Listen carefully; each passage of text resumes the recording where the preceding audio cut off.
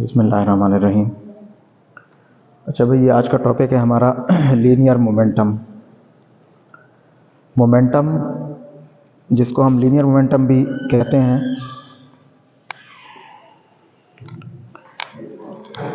एक angular momentum होता है, वो हम बाद में देखेंगे।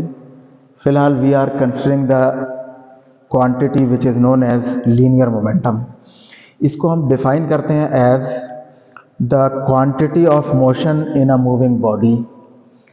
ठीक है, मूविंग बॉडी की quantity of motion. So the quantity of motion in a moving body is known as its momentum और लीनियर मोमेंटम। मैथमेटिकली इसको हम लिखते हैं as the product of mass and velocity. ठीक है, मैस और वेलोसिटी का प्रोडक्ट। तो because velocity is a vector quantity, so momentum is also a vector quantity. Vector form में हम इसी इक्वेशन को ऐसे लिखते हैं, P vector is equal to M into V vector. यानी मोमेंटम की डायरेक्शन वही होगी जो वेलोसिटी की डायरेक्शन होगी। ठीक है, from the equation the SI units of momentum वो बनेंगी KG metre per second. Mass की यूनिट केजी और वेलोसिटी की मीटर पर सेकंड।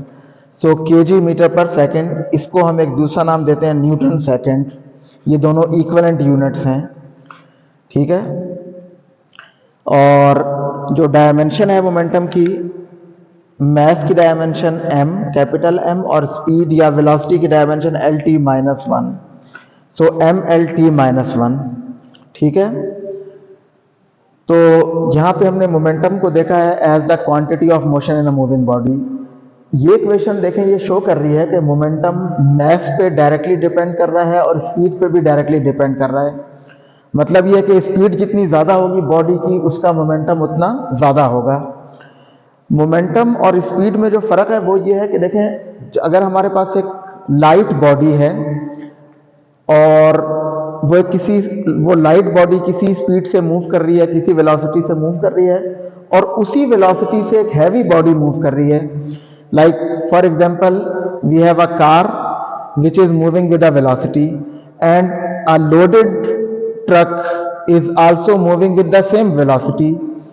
तो इस केस में दोनों बॉडीज की वेलोसिटी तो सेम है, कार की और ट्रक की, दोनों की वेलोसिटी सेम है, but there is a huge difference in the masses of the two bodies. Car की मैस लोडेड ट्रक की मैस के मुकाबले में बहुत कम है, तो कार का मोमेंटम कम होगा और जो लोडेड ट्रक है उसका मोमेंटम ज्यादा होगा। हालांकि स्पीड दोनों की सेम है, ठीक है, but momentum is not same. इसीलिए आपने देखा होगा कि हाईवेज के ऊपर जो हैवी ट्रांसपोर्ट व्हीकल्स होती हैं, एचटीवी, उनके लिए अलग से स्पीड लिमिट दी हुई होती है। एलटीवी लाइट ट्रांसपोर्ट व्हीकल्स की स्पीड लिमिट ज़्यादा होती है और जो हैवी ट्रांसपोर्ट व्हीकल्स हैं उनकी स्पीड लिमिट कम होती है, क्योंकि उनकी मैस ज़्यादा होती है। तो कम स्पीड पे भी उनका मोमेंटम बहुत ज़्यादा होता है। So that to control that motion their speed should not exceed a particular value. ठीक है, इसीलिए हम वहां पे उनकी स्पीड लिमिट कम रखते हैं।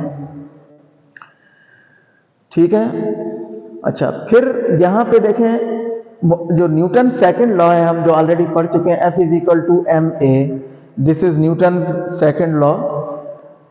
ये हम मोमेंटम की टर्म में भी इसको एक्सप्रेस कर सकते हैं, न्यूटन सेकंड लॉ को। उसके लिए सिंपली आपने दो चार मैथमेटिकल स्टेप्स करने हैं। देखें, according to Newton second law we have F is equal to M A. M mass है, ए एक्सेलरेशन। एक्सेलरेशन क्या होता है? That is the rate of change of velocity with respect to time. उसको हमने एक ही जगह एक्सेलरेशन की definition लिख दिया, rate of change of velocity with respect to time. Delta v over delta t. Delta v क्या है? चेंज इन वेलोसिटी, वो होगी final velocity minus initial velocity, v f minus v i. ये हमने delta we की जगह लिख दिया, और अब आप m से मल्टीप्लाई कर दें, so m v f minus m v i over delta t as it is. अब देखिए, ये एम वी, ये मोमेंटम है एम वी, तो m v f means final momentum p f, and m v i means initial momentum यानी p i. So p f minus p i over delta t. तो जैसे vf minus vi को हम delta भी लिखते हैं change in velocity, similarly pf minus pi final momentum minus initial momentum, that is change in momentum delta p। ठीक है, so f is equal to delta p over delta t, that is another form of the Newton second law of motion.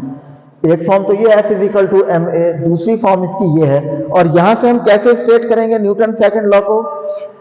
The rate of change of momentum of a body with respect to time is equal to net force applied on the body.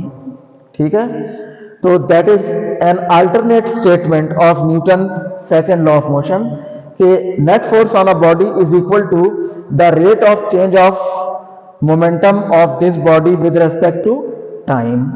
ठीक है, F is equal to delta P over delta T। So rate of change of momentum ये किसके equal है? Net force on the body. अच्छा, फिर यहां पे हम एक और क्वांटिटी डिफाइन करते हैं which is known as impulse of a force. इसका सिंबल है J, और ये impulse basically change in momentum के इक्वल होता है। तो इंपल्स होता क्या है? Impulse is the product of force and the time interval for which the force is applied. इसको हम लिखते हैं J is equal to F delta T। ठीक है, F is the force, delta T is the time for which the force is applied. So the product of force and time interval for which the force is applied is known as impulse. ठीक है, तो यहां पे देखें impulse की जो unit बन रही है यहां से, दैट इज फोर्स की यूनिट न्यूटन और डेल्टा टी की टाइम की सेकंड। सो न्यूटन सेकंड, इंपल्स की यूनिट क्या है? Newton second. और अगर हम इस इक्वेशन को देखें तो देखें F is equal to delta P over delta T। इस डेल्टा T को अगर हम यहां ले आए तो F डेल्टा T और यहां क्या रह जाएगा? Is equal to delta P। तो देखें ये F डेल्टा T क्या है? दिस इज इंपल्स, और ये delta P as it is. तो impulse is equal to change in momentum. Vector form में हम इसको लिखते हैं J vector is equal to delta P vector. यानी क्या मतलब? इंपल्स जो है, impulse of a force is equal to the change in momentum of the body. यानी इसका मतलब यह है कि जब किसी बॉडी के ऊपर कोई फोर्स अप्लाई होगी तो उसका इफेक्ट क्या होगा कि उस बॉडी का मोमेंटम चेंज होगा। ठीक है, delta P is the change in momentum of the body and J is the impulse. ये जो F डेल्टा T है, यहां पे देखें फोर्स और time interval during which the force is applied. ये हम उन सिचुएशन में इसको कंसिडर करते हैं जहां पे एक फोर्स, वेरिएबल फोर्स अप्लाई हो रही है for a very short time on a body. जैसे आप एक बैट से बॉल को हिट करते हैं जब, तो बैट और बॉल एक बहुत छोटे से टाइम के लिए इन कांटेक्ट होते हैं, that is the time for which the force is applied from bat on the ball. तो दैट टाइम, और वो फोर्स अगर वेरिएबल फोर्स है तो देखिए वेरिएबल फोर्स का मतलब है वो जीरो से मैक्सिमम पे जाएगी और फिर जीरो हो जाएगी with in a very short time, that is the time interval. तो इस केस में उस फोर्स का इफेक्ट क्या होगा कि वो जो बॉल है उसका मोमेंटम चेंज हो जाएगा। पहले अगर वो बॉल इस तरफ आ रही है with some velocity, now it will move in the opposite direction due to that applied force. ठीक है, तो वो मोमेंटम उसका चेंज हो जाएगा। और ये जो ग्राफ हमने यहां ड्रॉ किया है टाइम के और फोर्स के दरमियान में, तो देखिए इसका जो, यानी ये जो एरिया बेसिकली बन रहा है inside the, under the graph, this area shows the impulse of the force. ठीक है, ये जो एरिया है ये इंपल्स को शो कर रहा है। ये देखें ये वेरिएबल फोर्स है। अगर यहां पे हमारे पास कांस्टेंट फोर्स होती तो उस केस में हम, ये देखें ये कांस्टेंट फोर्स को हमने डॉटेड लाइन से शो किया है, तो उस केस में आपके पास वो एरिया बनेगा from T1 to T2, that area, वो पूरा एरिया वो वाला बन जाएगा आपके पास जो उस एवरेज फोर्स। उस केस में देखें आप ये एवरेज फोर्स ले सकते हैं F एवरेज। अगर आप कांस्टेंट फोर्स कंसीडर करें तो इस फोर्स, वेरिएबल फोर्स की एवरेज फोर्स अगर हम ये ले लें तो देखें यहां T1 टाइम से लेके from T1 to T2, this is the area, ये पूरा एरिया। ठीक है, या आप ये कह लें कि ये जो ग्राफ है इसके अंदर ये वाला जो एरिया है that shows the impulse of the force.